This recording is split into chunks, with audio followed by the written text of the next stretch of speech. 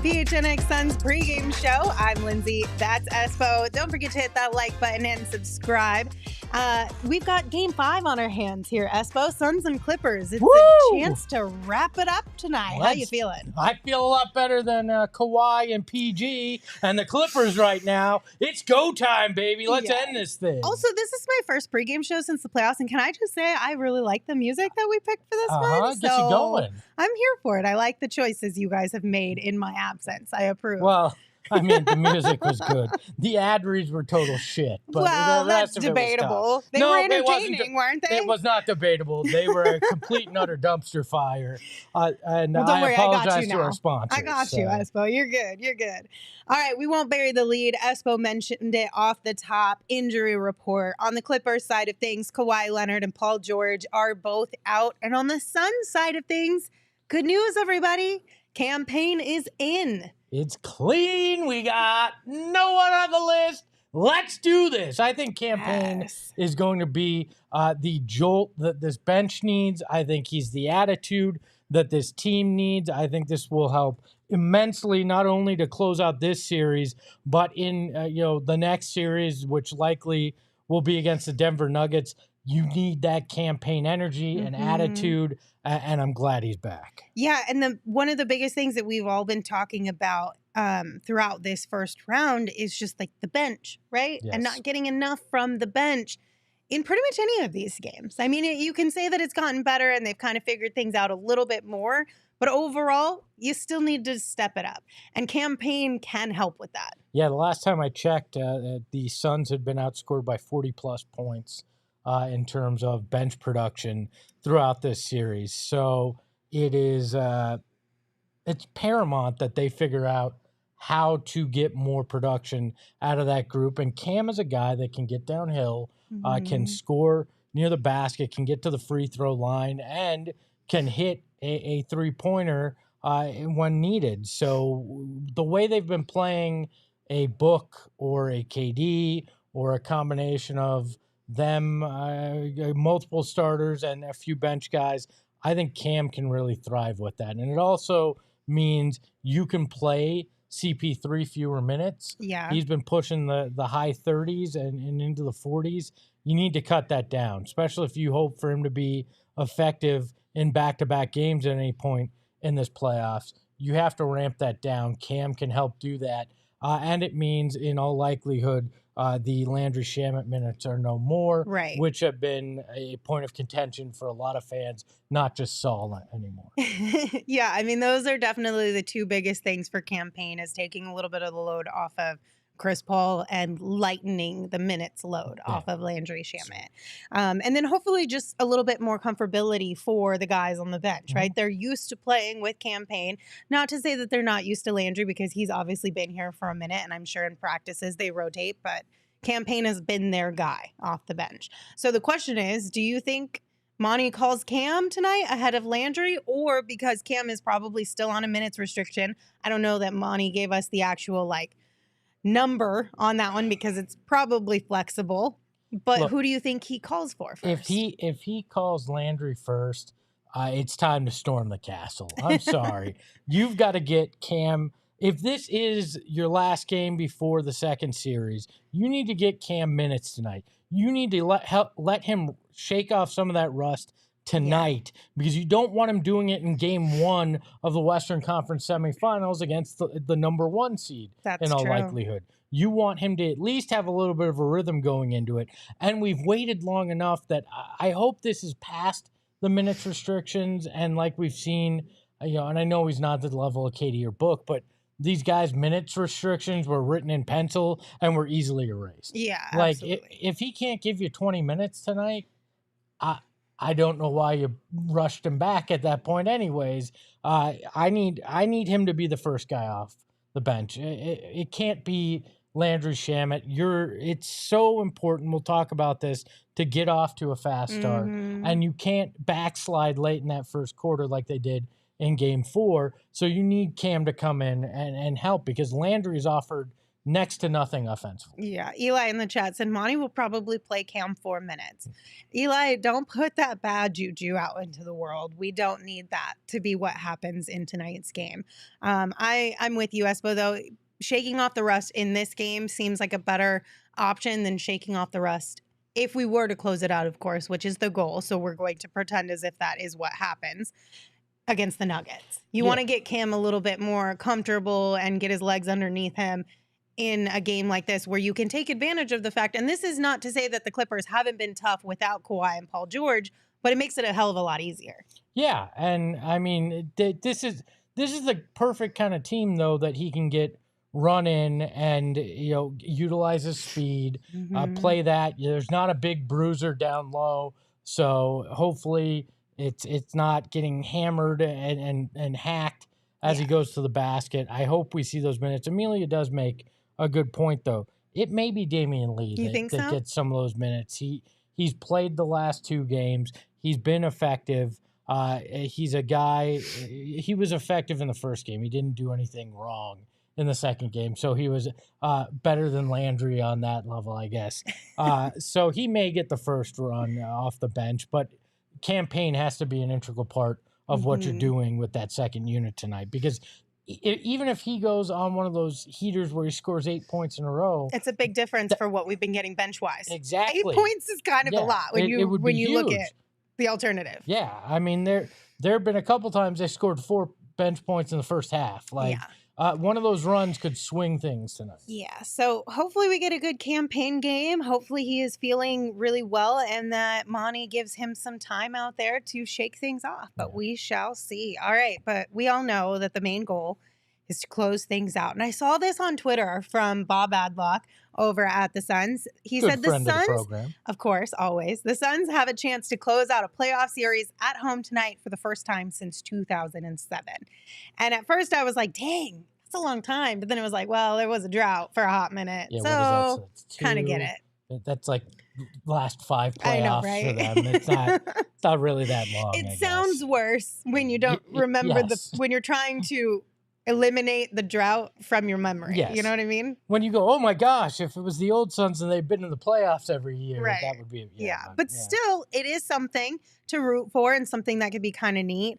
Obviously, this is our 3rd season in a row. Well, I guess 4th because the bubble kind of count. Does the bubble count? No, bubble wasn't. No, playoffs, that doesn't because it was still it was still the regular season. That's right. So 3rd season in a row being in the playoffs. So we haven't had a single round closed out at home. And the first opportunity they had was the Clippers in 2021, Game 5 at home in that Western Conference Finals, and they didn't come out ready.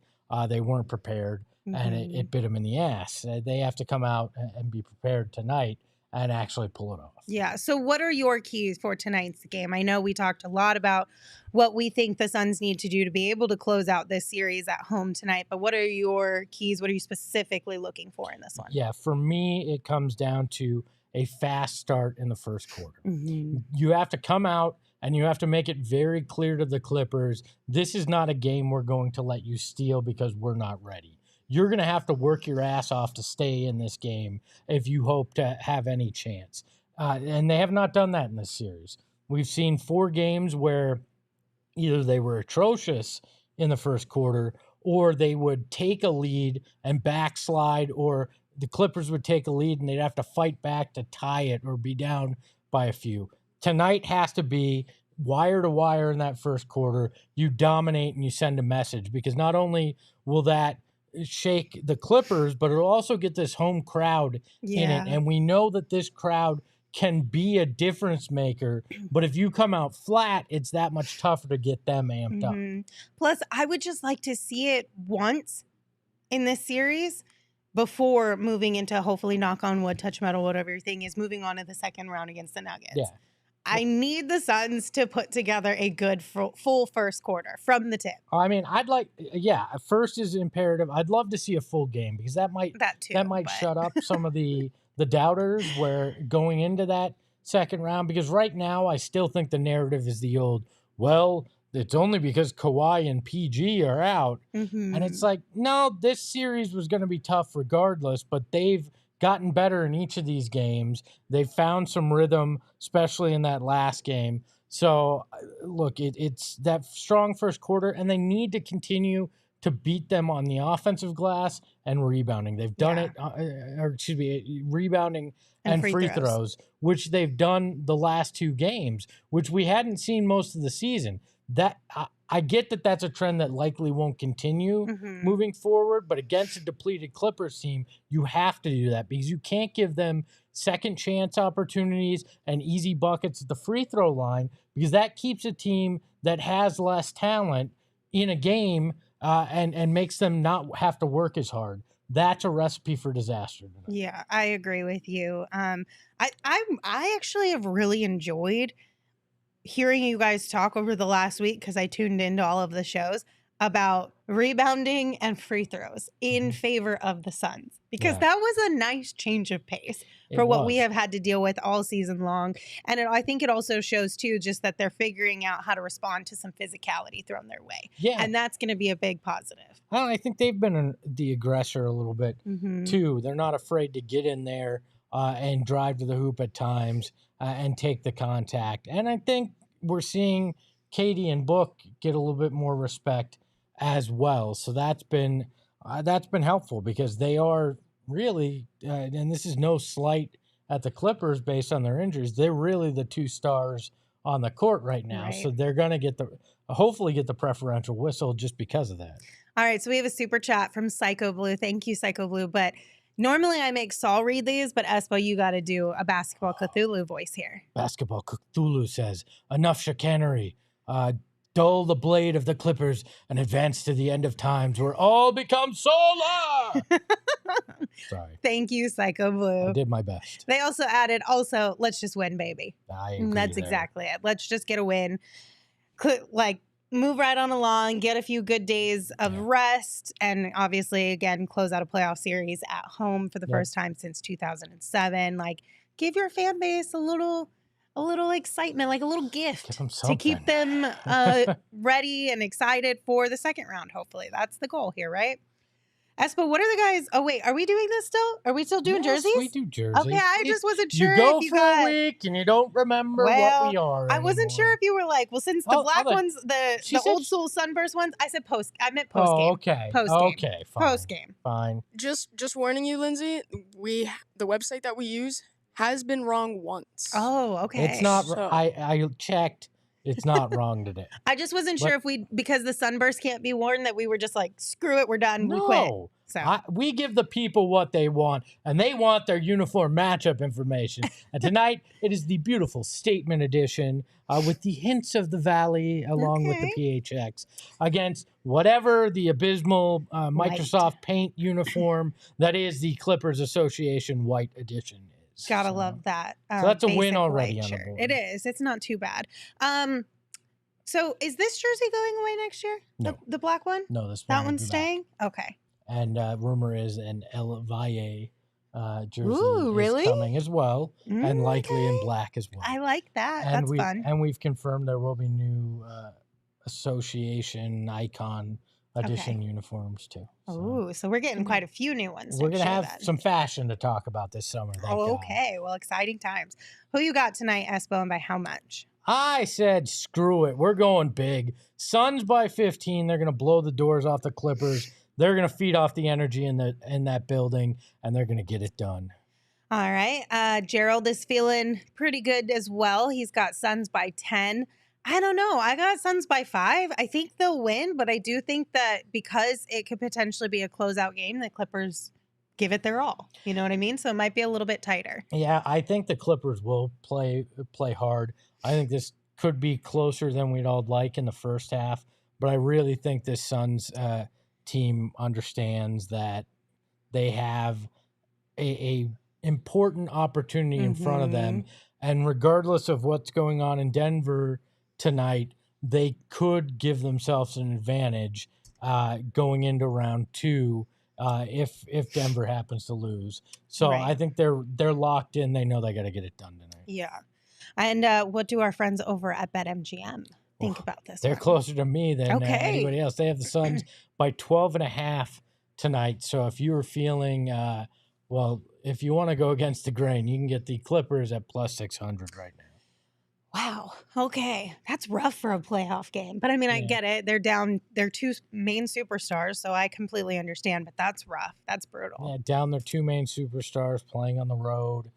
They've lost 3 in a row. I think, and the Suns in the second half of that game picked up some steam offensively the other day. So I think this is very much why they're favored by that much. How have our watch parties at BetMGM Sportsbook been? They've been fun. Have they? Yeah, I'm excited.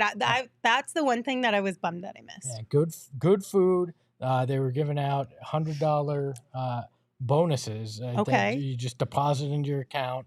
That was spectacular. I'll never knock a free hundy there. And the crowd was great. We had a lot of people come out, support the show, enjoy the sports book. It was fantastic. Awesome. So, and just a reminder, everybody, every away playoff game that the Suns are in will have a watch party happening out at the BetMGM Sportsbook at State Farm Stadium in Glendale. They're going to have food and beverage specials, the game obviously on the big screen, and then of course you get to hang out at the sportsbook and you get special prizes and giveaways and bets and offers and whatnot from our friends over at BetMGM. But if you have not signed up for BetMGM yet, make sure you download the app and use that bonus code PHNX.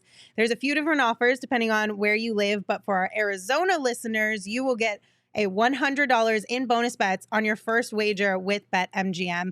Again, just make sure you use that bonus code PHNX. Now, you can check out the show notes for full details, but here's Shane to give you a little bit of the disclaimers. Disclaimer, 21 plus to wager. Visit BetMGM.com for terms and conditions. U.S. promotional offers not available in Washington, D.C., Mississippi, Nevada, New York, and Ontario. Gambling problem? Call 1-800-GAMBLER. Colorado, D.C., Illinois, Indiana, Louisiana, Maryland, Mississippi, New Jersey, Ohio, Pennsylvania, Tennessee, Virginia, West Virginia, Wyoming. Call 877-8-HOPE-NY or text HOPE-NY 467-369, New York. Call 1-800-NEXT-STEP, Arizona. 1-800-522-4700, Kansas, Nevada. 1-800-327-5050, Massachusetts. 1-800-BETS-OFF, Iowa. 1-800-270-7117 for confidential help, Michigan.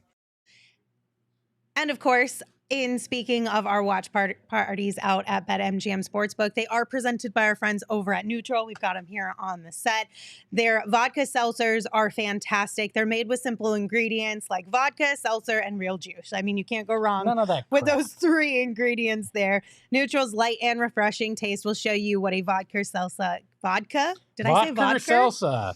I mean, I was vodka or salsa. Listen, I have been around my Australian friend for a while, and she does add R's to the end of her words, so she must have rubbed off on me a little bit there. But vodka seltzer can be. Flavors include watermelon, pineapple, mango, and raspberry. And their new orange flavor, this one right here, is now live. So be sure to get your hands on that. You can find them at your local store near you or by checking the show notes for details. As the Sun Devils guys say, get it in you, all right? I'm not saying that. Well, you know, Sun Devils guys get away with a lot of things. They do. That's facts. All right. So obviously there's another game that is happening right now that is also big in terms of maybe what the Suns are going to have to deal with in the near future. And that is, of course, the Nuggets and the Timberwolves. And right now the Wolves are up, which is good news for us. Yep, 34-28 with 7 minutes to go in the second quarter. The Timberwolves are leading. The reason why this game is important, look, I don't think anybody expects the Timberwolves to complete a backdoor sweep and make the complete comeback. But if they win tonight, that forces Game 6, which means that this series wouldn't start until Monday. So if the Suns won tonight and the Nuggets lose, this gives them extended rest, gives them more time to work together, building that chemistry, gives Cam Payne a little bit healthier, gives me more time to get back before the next series. It's good for everybody involved. So. Yeah, absolutely. Plus, like, it's just fun when the Nuggets lose. True. So I'm not gonna lie. Yeah, and we get to talk a little bit of trash if the Nuggets lose tonight. Don't you worry. We got plenty coming for you, Nuggets fans. I'm locked and loaded. Let's see how this goes. So I think you had mentioned this, but just kind of, again, if the Nuggets and the Suns both win tonight, the second round starts on Saturday. Yes. And if one of them loses tonight, then it'll start on Monday. Yes. And that is official. Obviously, times are still TBD as far as when the games will be, because I'm sure that's based on all the other playoffs that are still happening and who's in what game and what's on the line there. Yeah, the thought is it'll probably be the day game on Saturday. The 12:30 p.m. game. Because there will likely be a game 6 or 7 for one of the other series, which I imagine would wind up in the primetime slot. So, although, I mean, Nuggets and Suns is pretty prime time. It is. Or is that just because we have such beef between the fan bases that in our heads it's more prime time? I think it is prime time, but it's the fact that a team could be in a closeout situation, which I think they go that route. I also don't like the idea of potentially starting that next series, a day game and in elevation. That's true. It adds a few other factors that may not be ideal for the Suns. So I'm hoping this plays out the way we all want tonight and gives them that time till Monday to figure it out, because we know Nuggets were number 1 in the West, so they have home court. So the first 2 games are going to be in Denver, and if you hope to steal one and get home court, you're going to need every advantage you can get there. Right, absolutely. So we're all rooting for the Timberwolves tonight, okay, guys? Yeah. Remember that. Suns and T-Wolves, that's who we're rooting for in this one. Yeah, and there's some actually names out at the arena tonight. There's a lot. Yeah. Tom Izzo, the Michigan State head coach, is out there. Obviously, Coach Matt Ishbia in his time as a player for Michigan State. Isaiah Thomas, no, not the one that played for the Suns, the Detroit Pistons. The OG one. Is out there as well. He had been rumored to be a future piece of the Suns front office. They denied that, but he is out there to support his friend Matt Ishbia. Kenny Dillingham of ASU, the head coach of ASU football, is out there wearing a Suns quarter zip, so he's all in. So there's some names out there at the arena ready to see a Suns victory and send the Clippers home. By the way, update. I know, I just saw it. 37-35 Minnesota with 4:56 to go before halftime. So put some heart and soul into it. Jeez. Get it done, damn it. All right, so we do have a super chat from Frank. Frank, thank you for your super chat. They said, any thoughts on Ayton calling himself dominating? Nah, he has been. It's branding. branding. That's been since at least his rookie year. I don't know if it was in college or not either. I mean, shit, but he's it was got it definitely tattooed rookie on year. him, so he's pretty committed to it as a nickname. It reminds me very much of Shaq somewhat, but Amari Stoudemire used to do this. He was Sun Tzu. He was, he had all sorts of nicknames that he tried to get to stick, and Dominating feels like that. DA launched his own website today. Yeah. It has Dominating branded merchandise. So take that as you will as well. So there is that. Yeah, I'm fine with it. I think more than anything, it's a nickname and not really like, I mean, maybe in his mind it does embody who he is. And I'm sure fans feel differently, but again, I think it's just a nickname for me. It's not a big deal. DeAndre, DA, can I call you that? Yeah, I'm going to call you DA. Go out there and kick some Clipper ass tonight, and we'll call you Dominating for as long as you want. Also, Amelia said, Jesus, don't do that with a surprise updates. My bad, Amelia. Forgot about that. A little too soon there Surprise! As far as like It's the a trauma score. goes. It's not a turned ankle. And then Aaron in the chat. I'm guessing that's how you would have pronounced it. There's a dash, right? It's Aaron, but there's a dash in it, so I don't know if you were like having a fun joke there. But either way, said just finished watching the Justin Ishbia interview. Couldn't stop smiling as he spoke. You can tell the brothers get it. If you all missed that interview, Espo and Saul talked to Justin Ishbia earlier today, and it's on our YouTube page and on our podcast feed. So check it out after tonight's game or tomorrow or whenever. But it's a solid interview, so make sure you don't miss that. And he was open, honest, and shared a lot of thoughts, so go check it out. Yeah, absolutely. Okay, well, we have a watch-along happening through tonight's game, which means we have to go get ready for that so that you can join us on that in like 7 minutes as things are about to tip off. So thank you for joining us for the pregame show. Don't forget, again, come hang out with us on the watch-along. Same place right here on YouTube. And then, of course, we'll have a post-game show for you, too. So lots of great content, lots of time to spend together. Hopefully, you guys don't get sick and tired of us. Okay, bye.